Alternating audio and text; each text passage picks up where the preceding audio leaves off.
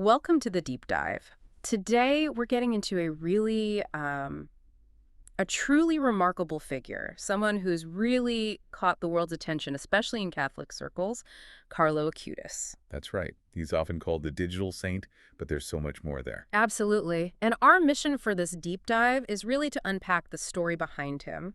Why the fast track to sainthood, what about these miracles, and what can his life maybe teach us about faith now in this digital age? Exactly. We want to go a bit deeper than just the headlines, get to the core of his impact. Our goal is to give you a shortcut, basically. We've looked at the sources, and we want to pull out the key takeaways on Carlo Acutis so you can feel well-informed. And speaking of sources, we should definitely mention our main one for today's discussion, which is www.epistles.online. Yes, definitely. It's presented as a really valuable resource, especially if you're looking for, well, what the author calls a balanced Catholic perspective, trying to avoid extremes, neither modernist nor ultra-traditionalist. Which is a tricky line to walk sometimes. It really is. Yeah, it's a very thoughtful site. We really do encourage you, go check it out, www.epistles.online. You'll find the full context, all the details we're talking about today. And while you're there, maybe subscribe to the Catholic Epistles podcast.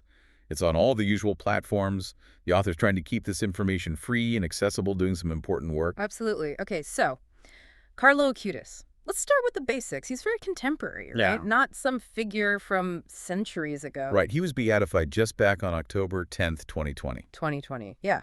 And canonization is actually expected pretty soon, September 2025. Yeah. This generated a lot of hope, for Catholics everywhere. Seeing someone who knew the internet, who used computers. Someone relatable in that sense. Exactly. On the path to being officially recognized as a saint. And what's interesting, our source really emphasizes something about holiness itself, looking at Carlo's life. It pushes back against the idea that holiness is just this, passive gift. The source puts it quite clearly. Holiness is not a gift. It is a fruit of constant hard work, prayer, and being in the state of grace with God's help. So it's about effort, active effort. Yes. Carlo's life is shown as an example of that perseverance. It wasn't effortless. It was about showing up spiritually, day after day, that dedication. And this leads us to maybe the most talked about aspect, the miracles. This is the tangible evidence, right? The signs of his intercession. Definitely. And the source details some really powerful cases. Let's start with Matheus, the boy in Brazil. Okay. He had this incredibly rare condition, annular pancreas. Basically, he couldn't eat or drink anything without throwing it up. Life-threatening stuff. Oh, yeah. His mother, understandably desperate, prayed specifically to Carlo Acutis.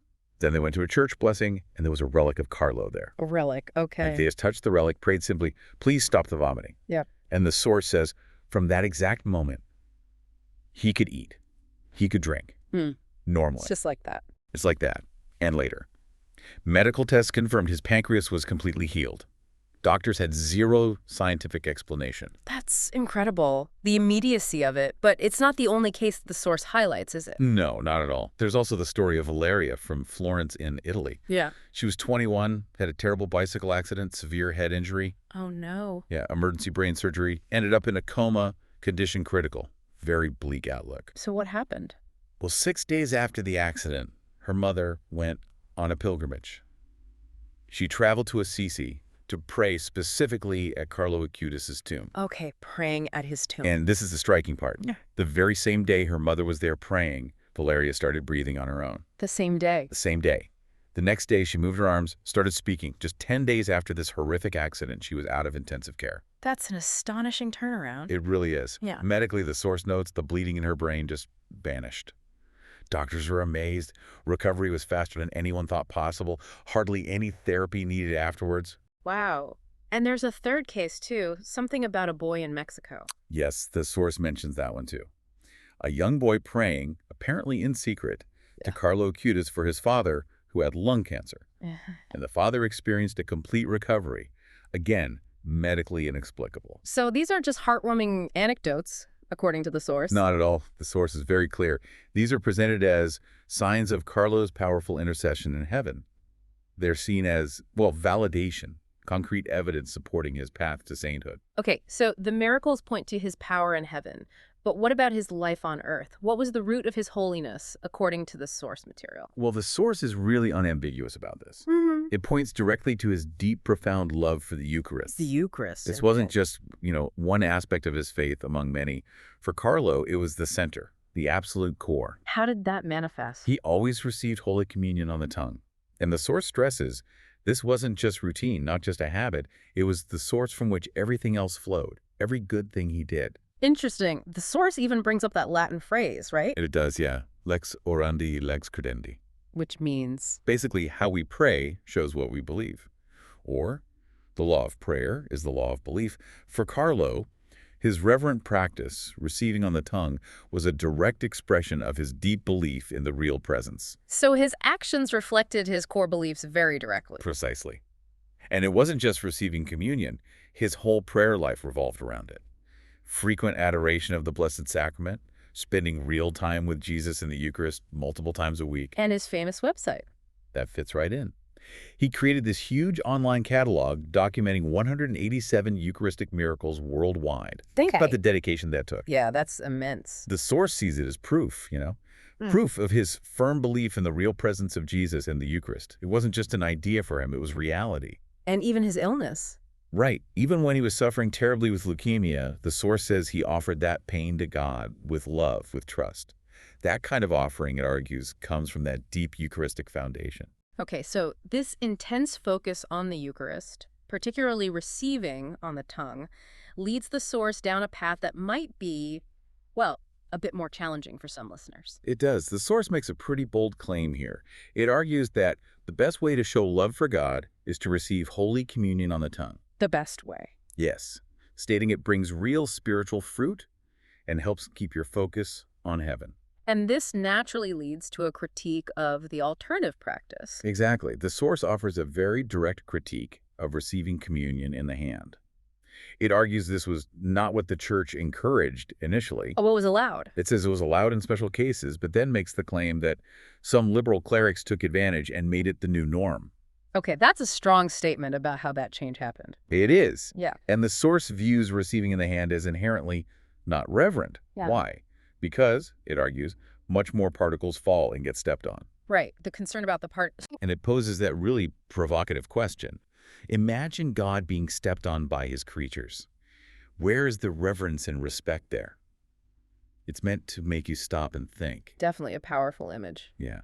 And the argument continues that receiving in the hand reduces the significance of the Eucharist to just normal food being passed around. And that contributes to a bigger problem. In the author's view, yes. Yeah. He believes it's fueling the crisis of faith.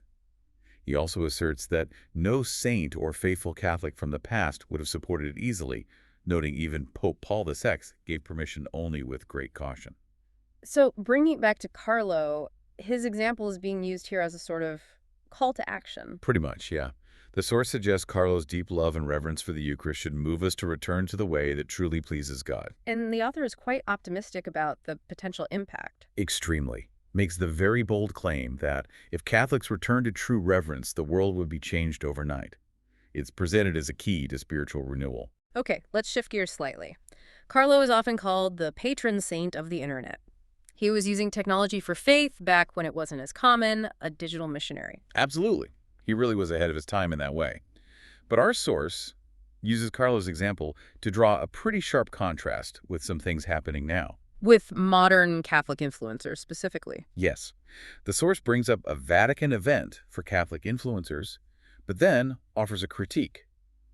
It suggests the selection leans towards mostly modern and liberal voices. And what's the concern with that? The author argues these voices tend to support church leaders with modern ideas, and specifically mentions that many of them defend communion in the hand and other practices that weaken tradition, in his view.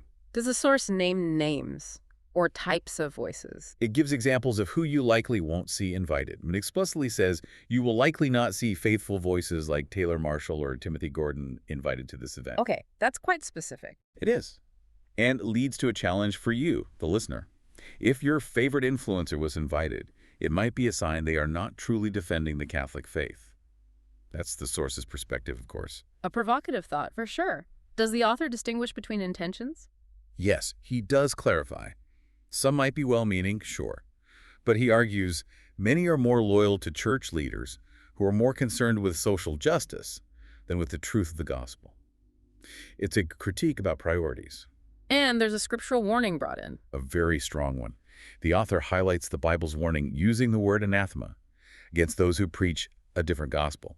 He urges readers to take that warning very seriously. So, against that backdrop, Carlo is held up as the ideal. Exactly. Our source presents him as the model of a true Catholic influencer. Why? Because he loved the Eucharist and received it with great reverence.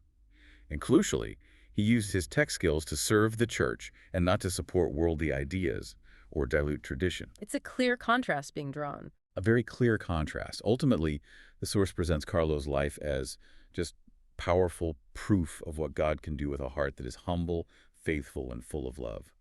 His story is seen as an embodiment of authentic, tradition-grounded faith making a real impact. So, thinking about everything we've just unpacked, Carlo's story, his intense focus on the Eucharist, his reverence, his unique way of being a digital missionary, it really makes you pause, doesn't it? How does his example challenge you personally? How does it make you think about holiness, about your own faith, and maybe about how we share truth in this very, very online world we live in? It's definitely a lot to reflect on, and we really hope this deep dive is giving you some valuable things to consider. Just as we wrap up, we want to circle back and thank our source again. Yes. This whole discussion was really sparked by the insights found over at www.epistles.online. It really is a unique resource aiming for that balanced Catholic perspective we mentioned. The author's doing important work, we think. Absolutely. So please do visit the site, see the full picture for yourself, and if you feel moved to, consider supporting the apostolate. Yeah, any way you can. Prayers, sharing the posts, subscribing. It all helps the author keep this mission going and keep the content freely available. It's a valuable voice out there for Catholics looking for depth and clarity.